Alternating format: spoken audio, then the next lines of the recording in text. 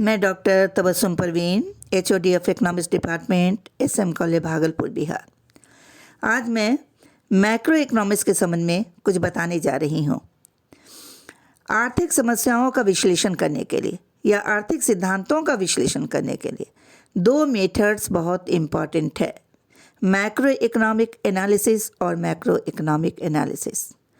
जब हम वणिकवादी मर्केंटाइलिस्ट की बात करते हैं तो वणिकवादी अर्थशास्त्री माइक्रो इकोनॉमिक एनालिसिस पर बल देते थे। उनका ये कहना था कि देश का इकोनॉमिक डेवलपमेंट करने के लिए हमको एक्सपोर्ट करना होगा और मैक्सिमम एक्सपोर्ट और मिनिमम इंपोर्ट की पॉलिसी पर बल दिया था, लेकिन राज्य के सहयोग को भी इम्पोर्टेंस दिया था। लेकिन बाद में चलकर जब क्लासिकल इकोनॉमिस्ट आए, जैसे एडम स्मिथ और आपके रिकार्डो, J.S. मिल, J.B. से, तो इन सारे इकोनॉमिस्ट ने इस बात पर बल दिया कि सेल्फ इंटरेस्ट और प्रॉफिट मोटिव, यानी इनका भी एनालिसिस जो है वो मैक्रो इकोनॉमिक एनालिसिस पर भी आधारित था। लेकिन जब सिस्मंडी, माल्थस और आपके मार्क्स आए तो मार्क्स ने और सिस्मंडी ने और माल्थस ने व्यक्तिगत हित की जगह सामाजिक हित को बहुत ऊंचा स्थान दिया, सर्वोपरि स्थान दिया। और ऐसी हालत में वाल्रास, विक्सेल और फिशर ने इसे और भी ज़्यादा विकसित किया। जब ग्रेट डिप्रेशन आया है 1929 और 30 में, तो जॉन मेनार्ड कीन्स ने अपनी पुस्तक लिखी, general theory of employment, interest and money. और उन्होंने ये बताया कि 1929 और 30 में जो ग्रेट डिप्रेशन आया था, महान मंदी आई थी, उसका कारण था कि मांग में कमी, यानी ओवर प्रोडक्शन का सिचुएशन था लेकिन डिमांड नहीं था। तो डिमांड बढ़ाने के लिए किन्स ने कहा था कि सरकार को चाहिए कि पब्लिक वर्क्स प्रोग्राम चलाए और डिमांड को बढ़ाए, और डिमांड को उन्होंने इफ़ेक्टिव डिमांड की संज्ञा दी थी। तो इस तरह से जब यानी जॉन मेनार्ड कीन्स ये कहते हैं कि मैक्रो इकोनॉमिक एनालिसिस, उसमें बहुत सारी कमियां हैं, और इस कमियों को बताते हुए, दोष को बताते हुए, वो कहते हैं कि मैक्रो इकोनॉमिक एनालिसिस के आधार पर हम कई बातों को जान सकते हैं और इसे विकसित करना चाहिए, यानी मैक्रो इकोनॉमिक एनालिसिस पर वो बल देते थे। तो अब हमको ये देखना है कि मैक्रो इकोनॉमिक्स क्या है। तो मैक्रो इकोनॉमिक एनालिसिस के अंतर्गत हम देखते हैं कि छोटी छोटी इकाइयाँ, जैसे उपभोक्ता है, फर्म है, उद्योग है, इसका अध्ययन किया जाता है। तो व्यक्तिगत यहाँ पर हमको ये देखना है कि एक उपभोक्ता किस तरह से अपने सेटिस्फैक्शन को मैक्सिमम करेगा। उसकी आमदनी है और उसकी लिमिटेड इनकम है, और उस इनकम को उसको सारे खर्चों को पूरा करने के लिए यानी आवश्यकता को पूरा करने के लिए खर्च करना है। तो विभिन्न आवश्यकता को पूरा करने के लिए वो अपनी आमदनी को खर्च करेगा। किस तरह से खर्च करेगा? वो इस तरह से खर्च करेगा कि सारी आवश्यकताएं पूरी हो जाएं और उसकी संतुष्टि मैक्सिमम हो जाए, सेटिस्फैक्शन उसको ज़्यादा से ज़्यादा मिले। उसी प्रकार से एक उत्पादक ये कोशिश करता है कि उत्पादन के साधनों का एक आइडियल कॉम्बिनेशन वो प्राप्त कर ले, जिससे लागत कम हो और लाभ उसको ज़्यादा मिले। तो सूक्ष्म अर्थशास्त्र यानी मैक्रो इकोनॉमिक्स के बारे में प्रोफेसर K.E. बोल्डिंग ये कहते हैं कि सूक्ष्म अर्थशास्त्र आर्थिक विश्लेषण की वो शाखा है जो व्यक्तिगत इकाई के आर्थिक व्यवहार का अध्ययन करती है, यानी इकोनॉमिक बिहेवियर का अध्ययन करती है। और ये चाहे वो एक व्यक्ति हो, एक परिवार हो या एक विशेष फर्म हो, तो यह एक विशेष इकाई का अध्ययन करेगी, यानी यह इकाइयों के समूह का अध्ययन नहीं करेगी। तो मैक्रो इकोनॉमिक्स किसी एक व्यक्ति, एक उद्योग, एक परिवार, एक फर्म या फर्म विशेष का अध्ययन करती है। तो सूक्ष्म अर्थशास्त्र के संबंध में यह कहा जाता है कि यह अर्थशास्त्र कैसा है, इसको प्राइस थ्योरी कहा जाता है। इसलिए सूक्ष्म अर्थशास्त्र को के बारे में मार्शल ने यह कहा कि मार्जिनल एनालिसिस के द्वारा व्यक्तिगत कीमत निर्धारण को प्रतिष्ठित मूल्य सिद्धांत के रूप में प्रतिपादित किया, यानी क्लासिकल थ्योरी ऑफ वैल्यू के रूप में इसको प्रतिपादित किया है।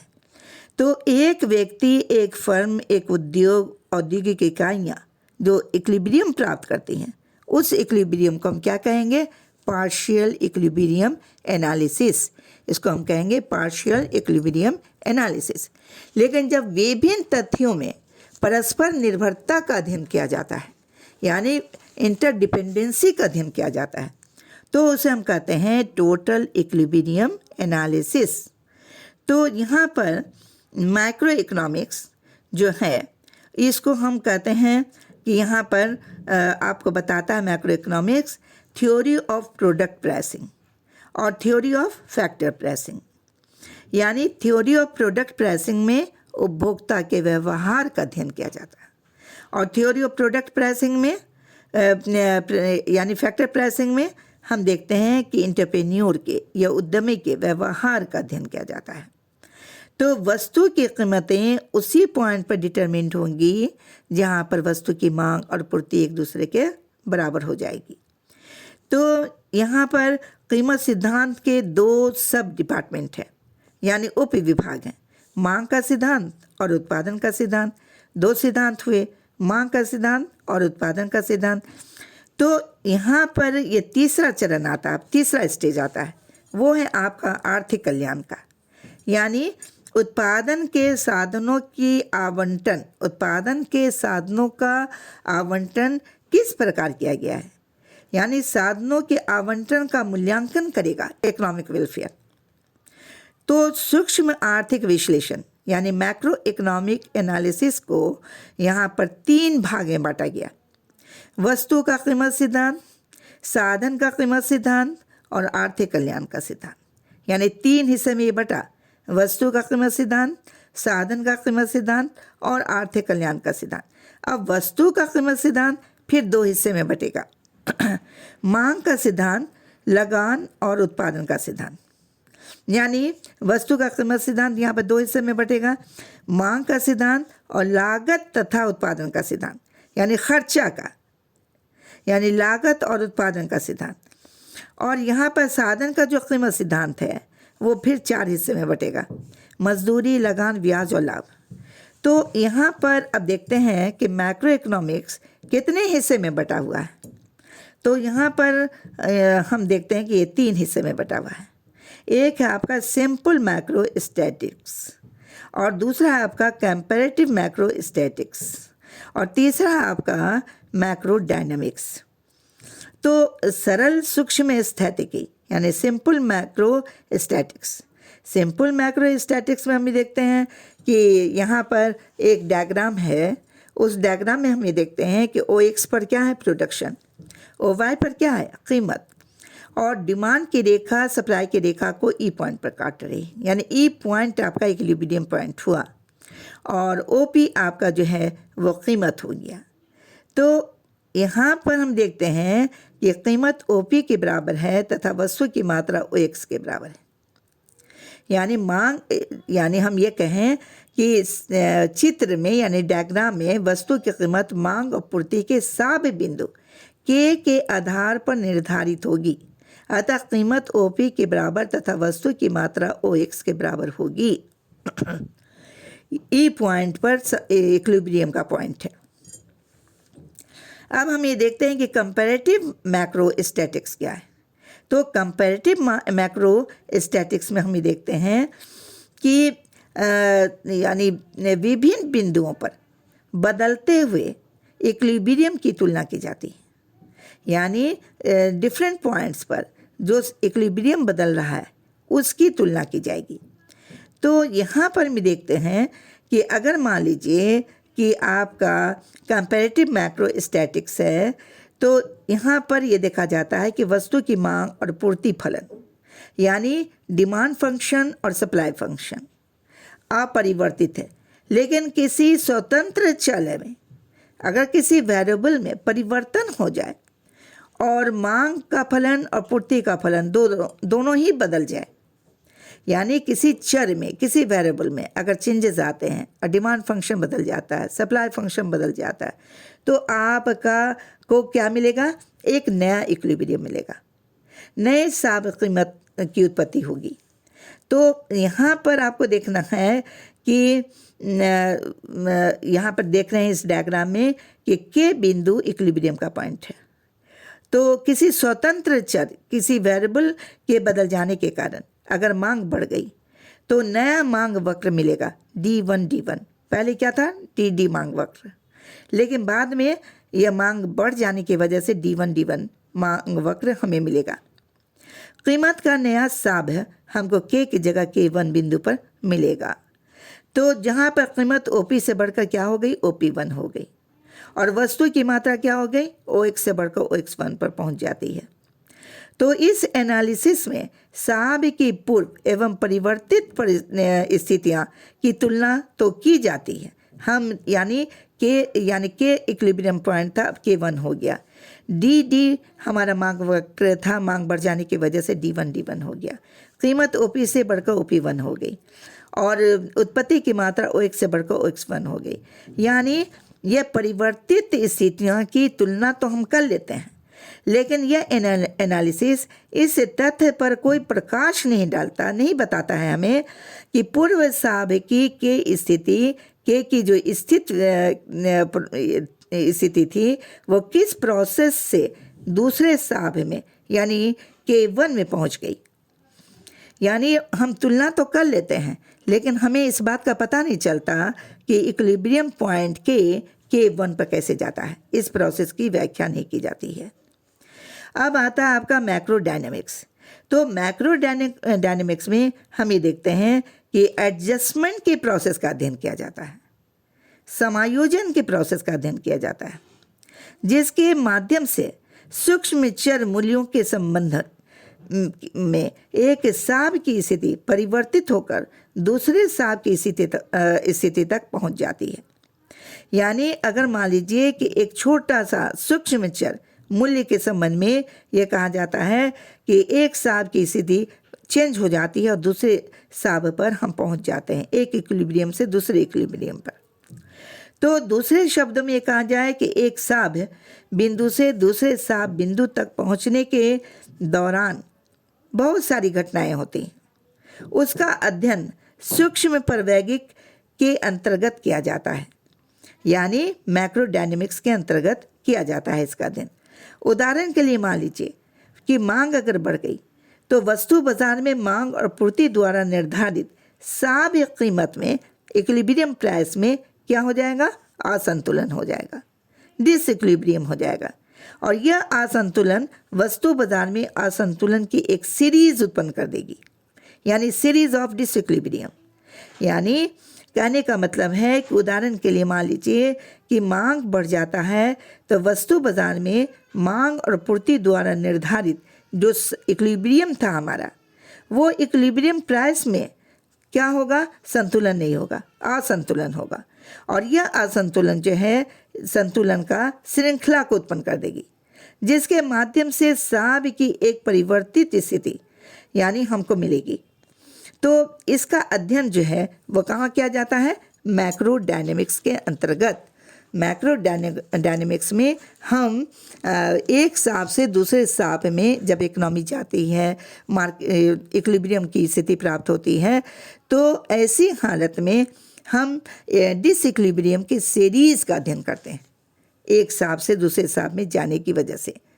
तो यहाँ पर अब आइए कि ये चौथा डायग्राम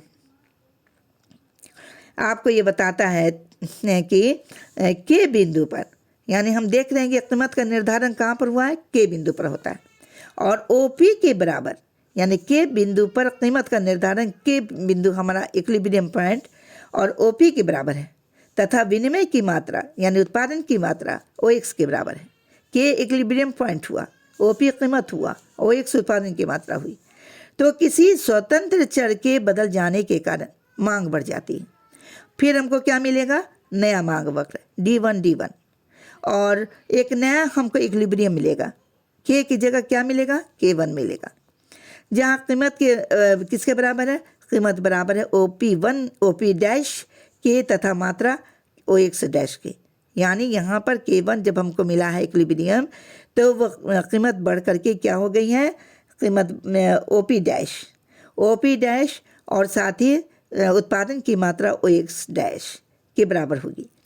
तो आपका सूक्ष्म प्रवैगिकी के विश्लेषण में यह विवेचना की जाती है कि किस प्रकार वस्तु की कीमत पुराने हिसाब से नए हिसाब में पहुंच जाती है तथा किस प्रकार कीमत तथा मात्रा के आधार पर नए हिसाब की स्थापना हुई है। तो हम ये देखते हैं कि K से K1 के संतुलन पॉइंट पर पहुंचने में अनेक असंतुलन आया, अनेक डिसइक्विलिब्रियम का पॉइंट आया। जैसे वस्तु की मांग बढ़ी, पूर्ति के बेलोचदार होने के कारण वस्तु की कीमत तुरंत हो गया उसका XA के बराबर P1 पर पहुंच जाती है। यानी वस्तु की कीमत की यानी वस्तु की पूर्ति बेलोचदार है तो ऐसी हालत में वस्तु की कीमत तुरंत पहुंच जाएगी XA के बराबर जो P1 पर पहुंच जाती है, यानी कीमत के OP1 तक पहुंच जाती है। तो कीमत के एकदम OP1 तक बढ़ जाने के कारण उत्पादक पूर्ति को अल्पकाल में बढ़ाने के लिए प्रेरित होंगे। यानी मांग बढ़ रहा है, कीमत बढ़ रही है, तो ऐसी हालत में उत्पादक पूर्ति को बढ़ाने की कोशिश करेगा। अतः पूर्ति बढ़कर OX के बराबर पहुंच जाती है। अब उत्पादन बढ़ा, पूर्ति बढ़कर OX1 के बराबर हो जाती है। कीमत में OP1 से OP2 तक की कमी आ जाएगी, यानी OP1 से ये गिरेगा, नीचे जाएगा, OP2 तक आ जाएगी। और इस OP2 कीमत पर X1 और X2 के बराबर एक्सेस डिमांड अभी भी उपस्थित रहता है, जिसके कारण कीमत पुनः बढ़कर OP1 हो जाती है। कीमत बढ़ेगी, OP1 हो जाएगी और इस कीमत यानी OP3 पर पुनः पूर्ति जो है वो बिंदु G तक बढ़ती है, यानी पूर्ति बढ़ करके G पॉइंट तक चली जाती है, जिससे पुनः कीमत में कमी आती है। पूर्ति बढ़ेगी तो कीमत घटेगी और पूर्ति बढ़ती है, कीमत गिरती है, अतिरिक्त यानी सरप्लस डिमांड उपस्थित होता है, पुनः कीमत बढ़ती है। सरप्लस डिमांड जहाँ बढ़ेगा कीमत बढ़ेगी। तो यह असंतुलन का क्रम एक चेन बना देता है, यानी यह सीरीज ऑफ डिसइक्विलिब्रियम जो है वो एक कड़ी बना देता है और असंतुलन की यह श्रृंखला रूपी प्रक्रिया विभिन्न संतुलन बिंदु को बनाती है हुई आगे की ओर जाती है। यानी यह सीरीज जो है वो आगे की तरफ बढ़ती है और यह प्रक्रिया नवीन अस्थायी संतुलन यानी फिर हमको नया इक्विलिब्रियम मिलेगा जो केवल बिंदु पर हम इसको प्राप्त करते हैं। तो अब हमको देखना है कि need and importance of macro economics.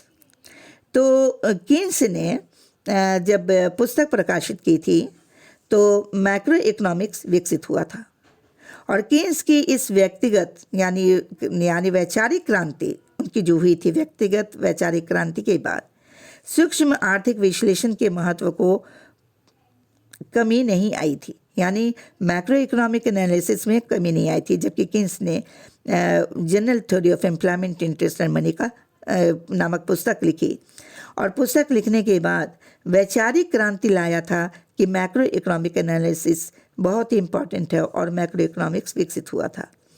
लेकिन मैक्रो इकोनॉमिक्स में उसके इम्पोर्टेंस में कमी नहीं आई क्योंकि इसका बहुत सारा इम्पोर्टेंस है।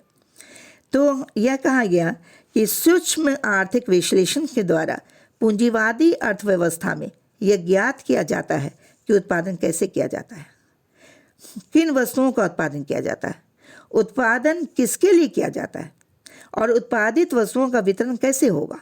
यानी यह सारा इम्पॉर्टेंट इकोनॉमिक डिसीजन है। तो ये सारा डिसीजन जो है आपको लिया जाएगा किसके माध्यम से, मैक्रो इकोनॉमिक्स के माध्यम से। तो सूक्ष्म विश्लेषण द्वारा हमें ये ज्ञात होता है कि पूंजीवादी अर्थव्यवस्था में जहाँ अनेक उत्पादक अनेक उपभोक्ता होते हैं, किस प्रकार विभिन्न वस्तुओं और सेवाओं के उत्पादन हेतु साधन का आवंटन भी होगा। यानी ये सारा इम्पॉर्टेंट बात है जो कि हम मैक्रो इकोनॉमिक्स के माध्यम से हम इसको स्पष्ट कर सकते हैं। तो दूसरी बात है कि समाज के कुल आर्थिक कल्याण का ज्ञान करने के लिए भी, उसको जानने के लिए भी मैक्रो इकोनॉमिक्स का इम्पोर्टेंस बहुत ज़्यादा है। जैसे कि आप ये देखिए कि कल्याण अर्थशास्त्र का संबंध, समाज कल्याण को मैक्सिमम करना है।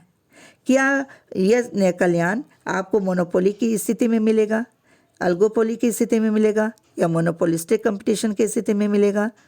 तो हम ये देखते हैं कि परफेक्ट कंपटीशन में कल्याण की मात्रा बढ़ सकती है, लेकिन मोनोपोली की स्थिति में नहीं बढ़ सकती है।